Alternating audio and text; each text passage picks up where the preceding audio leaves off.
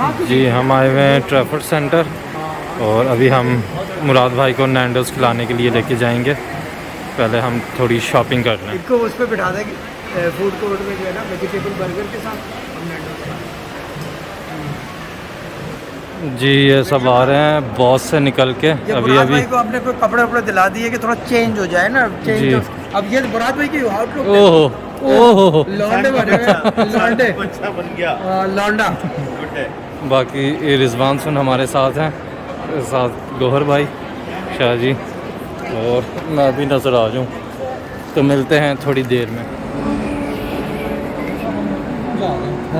हम ऊपर क्यों जा रहे हैं? हम ऊपर इसलिए जा रहे हैं क्योंकि हमें ऊपर जाना है। नहीं नहीं, हमने जाना कहाँ है? हमने नीचे से वहाँ जाना है।